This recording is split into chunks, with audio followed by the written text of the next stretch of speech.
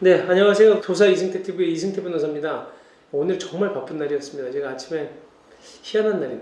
오늘은 무슨 방송 데이인가? 아침에 굿모닝 대한민국 라이브에 가서 민원24시라는 제가 분쟁 코너 진행하는 게 있거든요. 아침에 8시 15분부터 한 13분 그거 진행하고, 그 다음에 또 EBS에 가서 5천만의 변호인회가 나가서 1시간 동안 임대차 보호법에 대해서, 주택임대차 보호법에 대해서 설명해주고 오고, 그리고 오늘 오후에는 또 소상공인들을 위해서 상가 임대차 보호법을 또 3시간 강의를 하고 왔어요. 그 와중에 또 변호사들 컨펌해달라고 하는 서면들 보고 지금 와서 빨리 또 유튜브 후딱 찍어놓고 가려고 합니다. 자, 여러분들도 바쁘게 좀 지내시고요. 또 건강 관리도 잘 하십시오. 근데 오늘 제가 얘기 드릴 거는 분양가 상한제 적용주택에서 입주자의 거주 의무 제도가 과연 뭐냐, 이게 지금 어떻게 되어 있느냐, 그리고 이게 뭐가 문제가 있느냐. 그러니까 사실 저희 프로가, 이 방송이 다른 쪽하고 다른 거는 이런 거주 의무 제도에 대해서 많이 소개하고 있을 겁니다. 하지만 저는 이게 법률적으로 이게 괜찮은 거냐? 그 얘기를 주로 하고 싶은 거예요. 이거 이래도 돼? 법이? 그 얘기 좀 한번 볼게요. 그러니까 내용 한번 쭉 보면서 그런 취지로 한번 살펴보겠습니다. 뭐냐면 분양가 상한제 적용주택에 대해서는 법으로 지금 저 거주 의무를 강제적으로 좀 두고 있거든요. 근데 이 부분이 지금 법률적으로 타당한 것이냐, 이 문제가 좀 논란이 되고 있는데, 그렇다 그러면 지금 여기 어떤 주택에 대해서 그러면 거주 의무 제도가 적용되는 거냐, 이걸 먼저 확인해 봐야 될 것 같아요. 그래서 지금 법에는 뭐라고 되어 있냐면, 수도권에서 건설 공급하고 있는 분양가 상한제 적용주택이라고 얘기를 하고 있거든요. 그러면 여기서 말하는 수도권이라는 건 뭐냐면 그냥 쉽게 얘기하면 서울, 인천, 경기를 얘기하는 겁니다. 그리고 분양가 상한제 적용주택이라는 건 뭐냐면 공공택지에서 공급하는 주택하고 공공택지 외의 택지 중에서 국토부 장관이 주택가격이 급등한다든지 또는 급등할 우려가 있는 특이과열 지역에서 일정 요건에 해당하는 지역을 지정해요. 그 두 가지 지역에서 공급하는 주택을 얘기하는 거거든요. 그러다 보니까 여기서 또 궁금한 거는 그러면 공공택지는 뭐냐는 거거든요.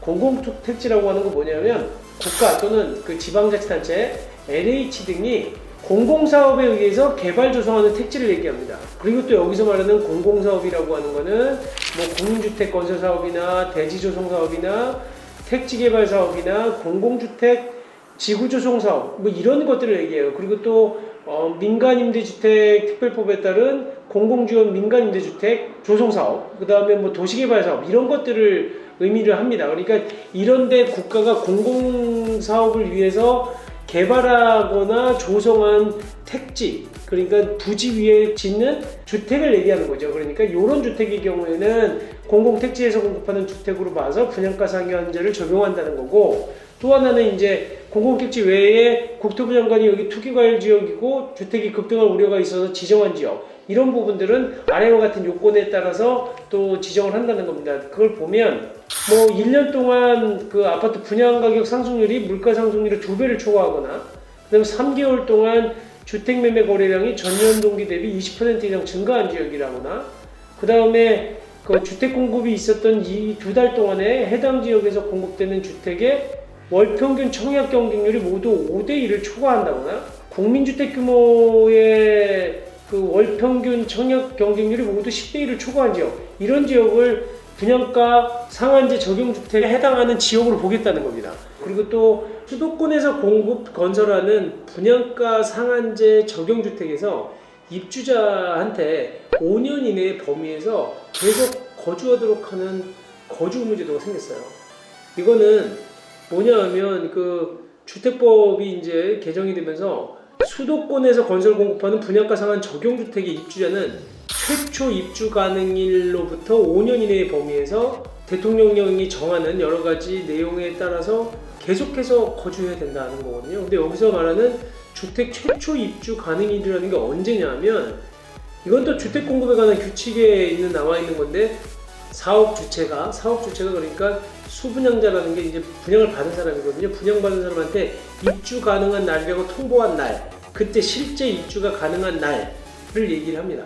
그러니까 그냥 입주자 무죄 공고가 끝났다 이게 아니라 실제 입주가 가능한 날, 그때부터 그 통보 받은 날이죠. 근데 자기가 안 간 거는 뭐 관계 없고 그 실제 입주 가능일로부터 5년 내 범위 내에서 이 부분에 거주해야 된다는 거예요.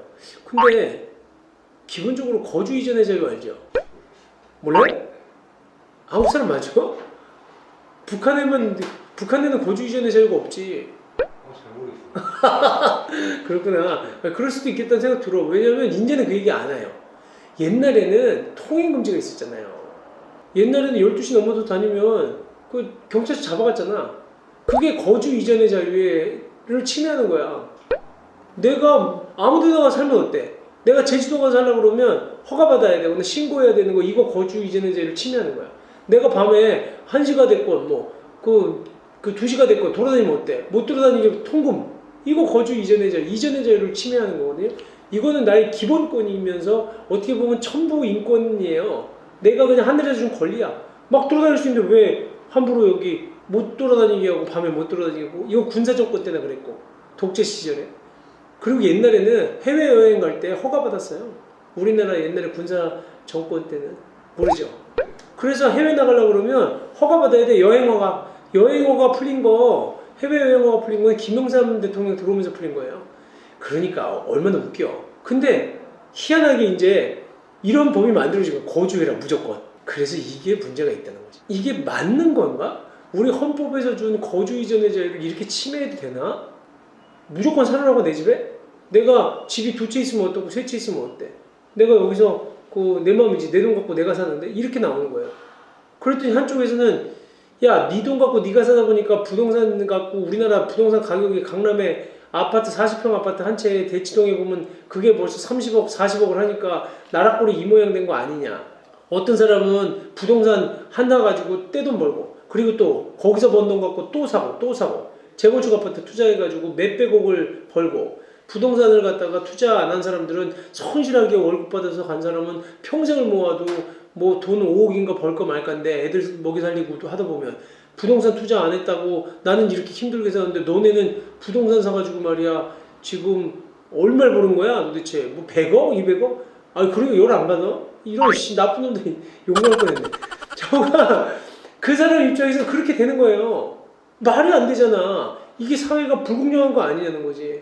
야 이거는 공정한 사회가 아니야. 평등한 사회가 아니야.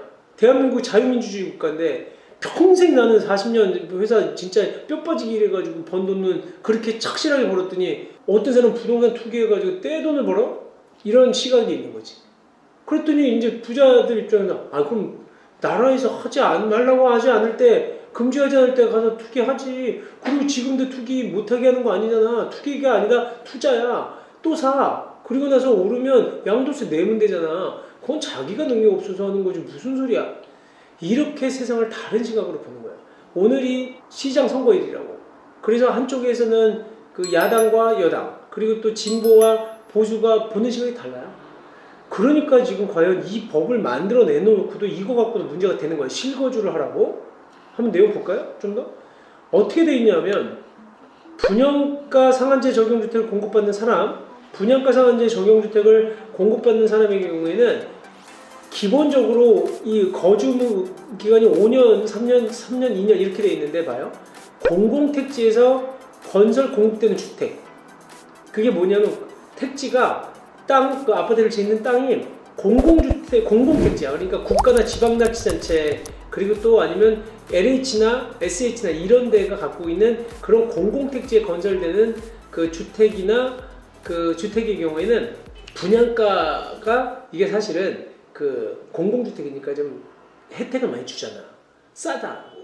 그리고 이게 나라나 SH나 이런 데 갖고 있는 거, LH가 갖고 있는 거다 보니까 여기가 그 인근 주택의 주택 매매가의 80% 미만으로 싸게 분양해 준단 말이에요. 그 경우에는 너 싸게 샀잖아. 나라에서 보조도 해주는 거나 마찬가지니까. 그러니까 의무적으로 5년 근무해. 근무가 아니라 5년 거주해. 그리고 또 하나는 인근 시가, 인간 주택 매매가의 80%에서 100%? 그 정도 되는 거는 3년 거주해. 이거예요. 근데 솔직한 얘기로 이거 다 감정해야 돼. 그러니까 매매 가격. 주변 가격이 막 상승하면 80% 미만으로 떨어질 거 아니야. 이게 지금 갑자기 막 주변 금액이 올랐어요. 근데 분양 주택 매매 가격 분양할 때 인근 주택 매매 가격에 처음에 80% 미만이라고 되면 그러면 이거는 전부 다 5년 기간이잖아. 그렇지 않으면 3년인데. 그러면 나중에 인근 주택 매매 가격 감정하는 거에 따라서 달라진다는 거예요. 사실은 이것도 약간 내가 볼 때는 좀 이상한 것 같기도 해. 근데 어쨌든 그 다음에 또 보세요. 공공택지 외에 건설되는 분양가 상한주택이야. 공공주택 외에 분양하는 그 공공택지 외에 그 건설 공급되는 주택의 경우에 또 인근 그 지역 주택 매매 가격의 80% 미만이면 이때는 3년. 그리고 또 80에서 100% 미만이 2년이라는 거야. 이거는 왜냐면 공공택지 외에 이외니까. 아까는 이제 공공택지 그러니까 LH나 이런 데서 그 개발하고 건설한 그 땅에다 지을 때는 오히려 의무 기간이 긴 거거든요. 근데 이게 그러니까 공공택지인지 여부 그 다음에 인근주택 매매가격과 비율에 따라서 구분을 하는데 여기 보면 이게 해외 거주 등 부득이한 사유가 있을 때는 또 그 괜찮다고 해요. 그래서 그 무조건 사실은 다 거주하라 그러면 얼마나 억울하겠어. 그래서 그 내용을 한번 좀 보면 어떤 경우에 그러니까 거주 의무 실거주하지 않아도 되는 거냐면 해당 주택에 입주하기 위해서 준비 기간이 필요하잖아요. 그러니까 최초 입주 가능일부터 아까 뭐라 그랬어? 최초 입주 가능일로부터 5년 그때까지 살라 그랬죠. 그때까지 의무 거주 기간이라고 그랬잖아. 근데 거기서부터 내가 실제 통보는 그때 받았지만 내가 이거 어떻게 지금 있는 집에서 팔고 들어가야 되는데 그러니까 처음에 90일까지는 실제 그 입주하기 위해 준비 기간이 필요하니까 이때는 실거주하지 않아도 되는 때로 보는 거예요. 그 기간은. 그 다음에 또 거주 의무자가 그 근무나 내가 갑자기 파견 갔어 미국으로. 그리고 또 질병 때문에 병 고치러 해외로 갔어. 그 다음에 애 취업 때문에 좀 나갔어. 본인이 취약 때문이든 무슨 이유 때문에 또 생업 때문에 나갔어. 이 경우에는 또 실거주하지 않아도 되는 거야. 근데 또 이것도 이상해. 아니 해외에 나간 사람들은 그러면 이거 확인 제대로 할 수 있겠어요? 내가 그러면 질병 치료라고 하는 게 정말 어디까지 볼 건지 난 이것도 잘 이해가 안 가고 그 다음에 근무라고 하는 것도 사실은 내가 만약에 해외에 왔다 갔다 해. 근데 집을 실질적으로 해외에다가 또 집 사놓고 만약에 여기도 있어. 근데 여기는 말은 여기서 실거주한다고 그래놓고 받아놓고 금방 나갔다고 해외로. 근무 때문에 나갔다. 그러면 실거주 요건 안 채워도 되잖아요. 그러니까 빠져나갈 수 있는 구멍들이 굉장히 많은 거 아닌가 싶어요. 내가 볼 때는. 그리고 또 하나는 이것도 거주 의무자가 세대원의 근무, 생업, 취약, 질병 치료를 위해서 세대원 전원이 또 다른 주택 건설 지역으로 거주한 경우 이 경우에도 실거주하지 않아도 된다는 거예요. 그러니까 어떻게 보면 법을 허점 없이 만들려고 만들었는데 그래도 모든 걸 다 막을 수는 없는 것 같아요. 내가 보면. 근데 어쨌든 거주 의무자가 난데 근데 내 자식들이나 내 그 집사람이 그 와이프가 치료를 위해서 다 같이 이사를 가야 돼. 다른 지역으로 더 공기 좋은 지역으로 간다 이거예요. 그럴 때는 실거주하지 않아도 되는 경우로 본다는 거지. 근데 이 부분도 계속 허점이 있어요. 따지고 보면. 그러면 일단 사놓고 가는 거지. 이거 아까 공공택지 같은 거에서 건설하는 아파트 분양 받아놓고 싸게 잠깐 살다가 병 있다 그래도 가도 되잖아요. 그러니까 계속 끊임없는 어떤 이런 그 법을 탈법하는 것, 빠져나가는 것들은 계속 생길 수 있다는 거예요. 이거를 어떻게 나중에 막을지 모르겠지만. 그 다음에 거주 의무자가 혼인하거나 이혼했어. 그러니까 새롭게 이혼하거나 와이프랑 살다가 헤어졌어. 그리고 났는데 남편은 이제 딴 데로 가고 나는 이 집에 명의는 이제 남편 이름으로 돼 있었다가 그때 내 명의를 바꿔. 그 경우에는 실질적으로 그 거주 기간 중에서 그 남은 기간만 같이 살던 기간 다 포함해 준다는 거지. 그건 억울하잖아. 같이 살았는데. 거주 의무자는 세대주는 남편이었다고 하더라도 명의잖아. 내가 분양받은 건 아니지만 같이 살다가 이혼하면서 내가 이 집을 분할받고 그러니까 그 재산분할 받고 남편은 딴 데로 이사 갔으면 그 기간 안 따져주면 안 되는 거잖아요. 그러니까 그 경우에 남은 기간 승계해서 거주하는 것으로 따져준다는 거고. 그 다음에 또 하나는 그 직계비속이 학교에 재학 중인 학생이야. 그래가지고 최초 입주 가능일날 입주를 제대로 못했어요. 그래서 그 현재 해당 학기가 끝나지 않은 경우에는 학기가 끝나는 90일까지 기간 동안은 또 이 거주한 것으로 봐줘요. 그래서 약간 이렇게 그 실거주를 하지 않아도 거주를 한 것으로 보아주는 어떤 그런 그 규정들을 두긴 했는데 그래도 제가 볼 때는 좀 이렇게 빠져나갈 수 있는 구멍들은 좀 있다는 거고 그리고 만약에 이게 실거주를 하지 않았으면 어떻게 되느냐? 거주 의무자가 거주기간, 의무기간 내에 거주를 이전하려고 하게 되면 거주 의무자가 여기 LH공사에다가 해당 주택을 매입 신청해야 돼. 그러니까 나 이거 매입해 주세요라고. 그러면 사주는 거죠, LH에서. 이 사람들은 이제 여기에서 자기는 팔고 나가라는 거예요. 그러니까 함부로 이거 거주 이전 기간 못 지켰으면 나중에 이거 팔아가지고 이익 챙기지 못하게 하겠다는 거예요.